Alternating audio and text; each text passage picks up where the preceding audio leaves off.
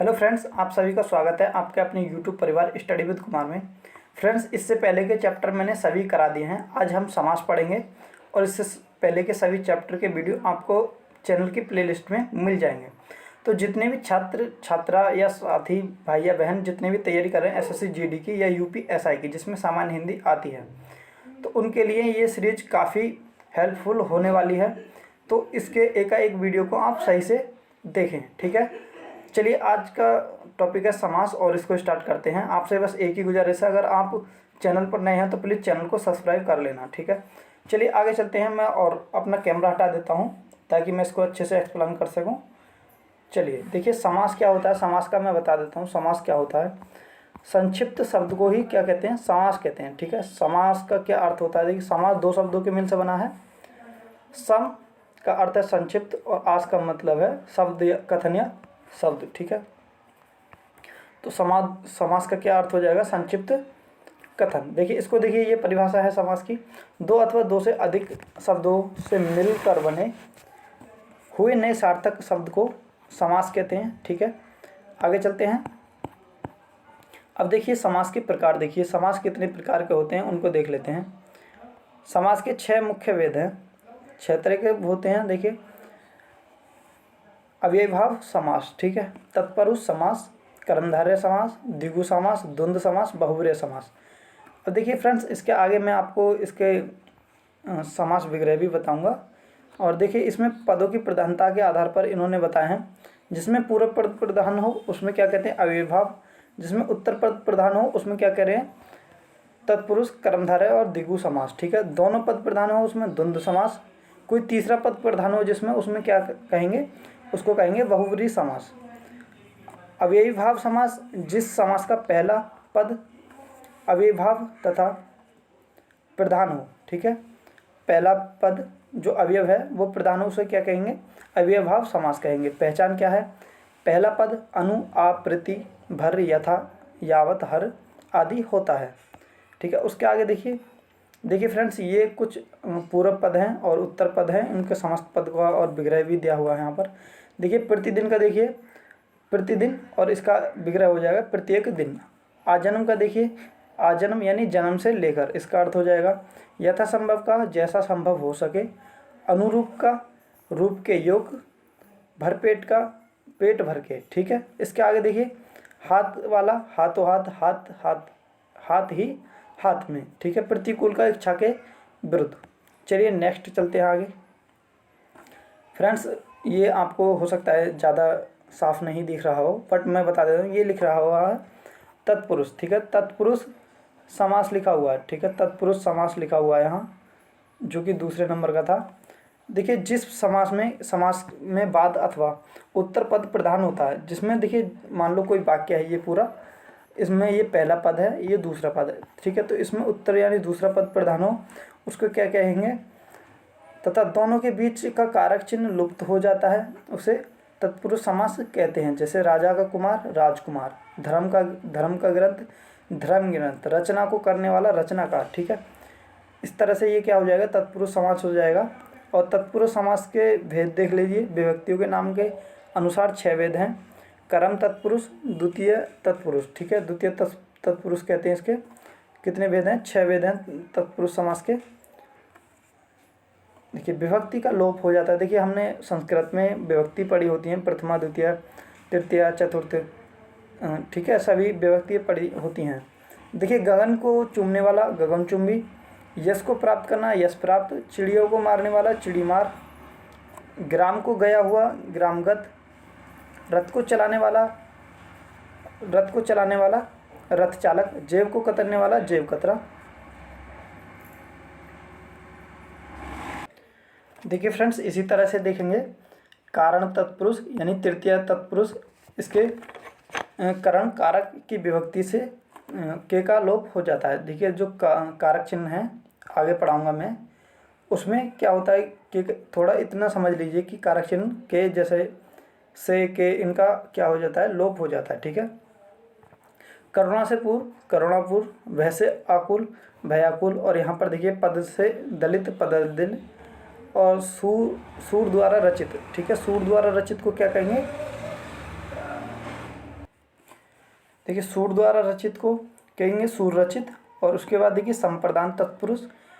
संप्रदान तत्पुरुष में क्या होता है, इसमें संप्रदान कारक की विभक्ति के लिए लुप्त हो जाती है। देखिए विभक्ति के लिए संप्रदान कारक जो है वो लुप्त हो जाए। प्रयोग के लिए शाला प्रयोगशाला, स्नान के लिए घर स्नानघर, गौ के लिए शाला गौशाला, डाक के लिए गाड़ी डाक गाड़ी, हाथ के लिए कड़ी हथकड़ी। ठीक है फ्रेंड्स, इस तरह से ये क्या हो जाएगा, ये हमारा संप्रदान तत्पुरुष हो जाएगा। ठीक है, उसके आगे देखिए,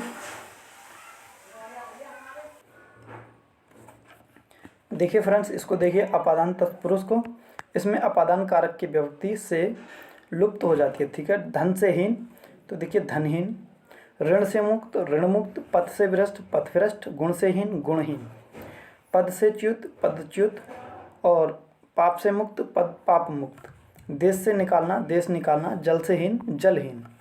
ठीक है, आगे चलते हैं। संबंध तत्पुरुष षष्ठी तत्पुरुष। ठीक है, इसको क्या कहते हैं, देखिए फ्रेंड्स आपको ये साफ नहीं दिखाई दे रहा होगा, संबंध तत्पुरुष लिखा हुआ है, ये संबंध तत्पुरुष। ठीक है, संबंध तत्पुरुष लिखा हुआ है।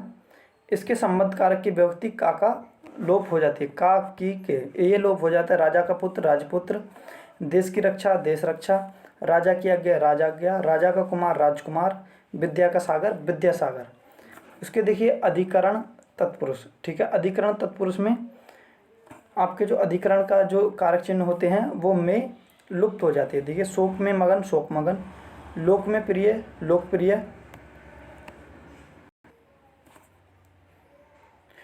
पुरुषों में उत्तम पुरुषोत्तम, धर्म में वीर धर्मवीर। ठीक है, आप पर बीती अपबीती, कला में श्रेष्ठ कला श्रेष्ठ। देखिए यहाँ पर नोट दिया है, तत्पुरुष समास के उपयुक्त भेदों के अलावा कुछ अन्य भेद भी हैं, जिनमें से कुछ ये नन समास कहलाते हैं। ठीक है, तो देखिए फ्रेंड्स ये हमारा कुछ काम का नहीं है। ठीक है, इसको हम पढ़ेंगे नहीं।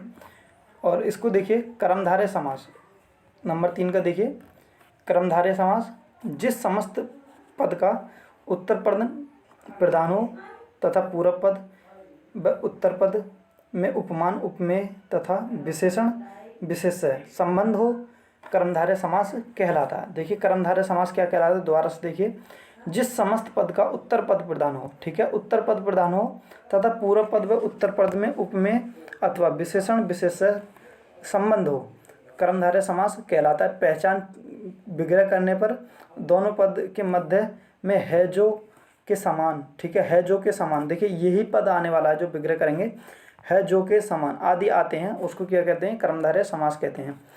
कमल के समान चरण। ठीक है, कमल चरण, कनक लता कनक लगाता। देखिए फ्रेंड्स यही वो हैं, देखिए ये चरण कमल वाला इम्पोर्टेंट है। कनक लता कनक लता, कमल के समान नयन कमल नयन, प्राणों से मुक्त प्रिय प्राण प्रिय, प्राणों के समान प्रिय प्राण प्रिय, चंद्र के समान मुख चंद्रमुख, मृग के समान नयन मृग नयन, देह रूपी लता देहलता, क्रोध रूपी अग्नि क्रोधाग्नि, लाल है जो मणि लाल मणि, नीला है जो कंठ नीलकंठ। ठीक है फ्रेंड्स, इसके आगे चलिए। महान है जो पुरुष महापुरुष, महान है जो देव महादेव, आधा है जो मरा उसको कहेंगे अधमरा, परम है जो आनंद परमानंद। उसके बाद देखिए द्विगु समास। द्विगु समास, जिस समस्त का पूर्व पद संख्यावाचक विशेषण हो वह द्विगु समास कहलाता है। देखिए द्विगु समास की पहचान क्या है, उसमें गिनती आती हैं, जैसे 1 2 3 4 5। ठीक है, सप्त तिर चौर, देखिए चौराहा यानी 4, देखिए 9 यहाँ पर आ गया, 7 5 7 3 3 2 7। देखिए इस तरह के जो आएंगे वो क्या कहलाएंगे, द्विगु समास कहलाएंगे। देखिए 7 सिंधुओं का समूह, देखिए सप्त सिंधु इम्पोर्टेंट है। 2 पैरों का समूह 2 पैर इम्पोर्टेंट है। 3 लोकों का संहार त्रिलोक।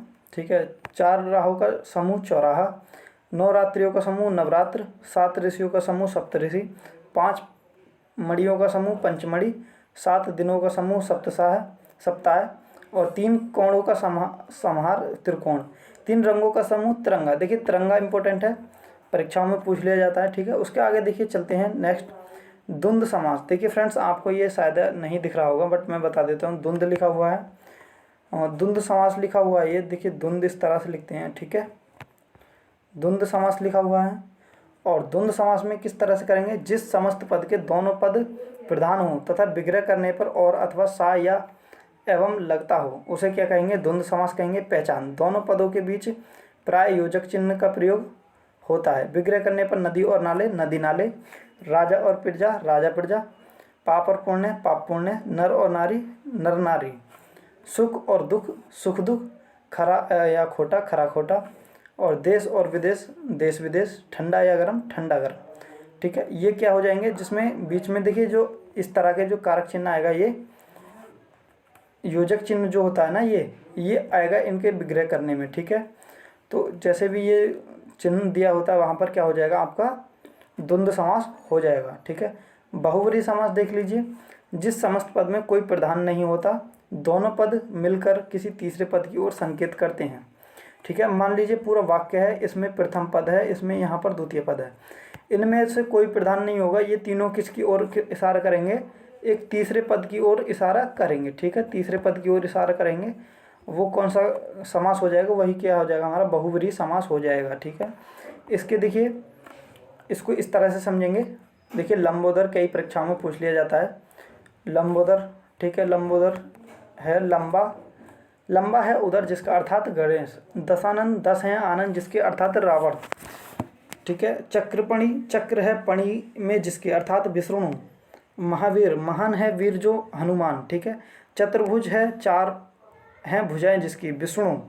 प्रधानमंत्री, मंत्रियों में प्रधान, जो प्रधानमंत्री। ठीक है, पंकज, पंख में पैदा हो जो, क्या कहेंगे, कमल।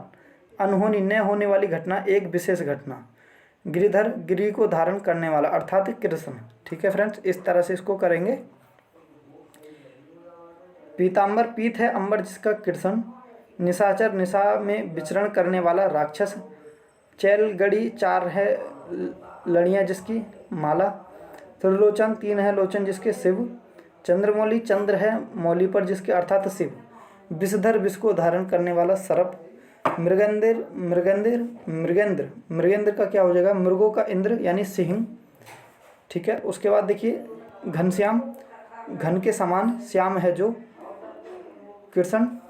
मृत्युजय, मृत्यु को जीतने वाला अर्थात शंकर। ठीक है, कर्मधारय और बहुब्रीहि समास में अंतर क्या है, देखिए इसको समझ लीजिए, यहाँ पर कन्फ्यूजन हो जाती है। इन दोनों समासों में अंतर समझने के लिए इनके विग्रह पर ध्यान देना चाहिए। कर्मधारय समास में एक विशेषण या उपमान होता है जब, और दूसरा विशेष्य उपमेय होता है। जैसे नील गगन में नील विशेषण है तथा गगन में विशेष्य है। इसी तरह चरण कमल में चरण उपमेय है, कमल उपमान है। अतः ये दोनों उदाहरण कर्मधारय समास के हैं। बहुब्रीहि समास में समस्त पद, बहुब्रीहि समास में समस्त पद ही किसी संज्ञा के विशेषण का कार्य करता है। जैसे चक्रधर, चक्र को धारण करता है जो, अर्थात श्री कृष्ण। ठीक है, तो बहुब्रीहि समास का ये उदाहरण है। नीला है कंठ जिसका, इसमें कर्मधारय समास है नीलकंठ का। नीलकंठ में नीला है कंठ जिसका अर्थ है बहुब्रीहि समास। ठीक है, इसको इस तरह से करेंगे तो यहाँ पर क्या हो जाएगा, बहुब्रीहि समास, और यहाँ पर करेंगे वो हो जाएगा, देखिए जो और जिसका, इसमें ये डिफरेंस होता है यहाँ पर। तो इसी के आधार पर बहुब्रीहि और कर्मधारय समास में हम अंतर देख पाते हैं। ठीक है, उसके बाद देखिए द्विगु और बहुब्रीहि समास में अंतर। द्विगु समास और बहुब्रीहि समास में अंतर किस तरह से देखेंगे।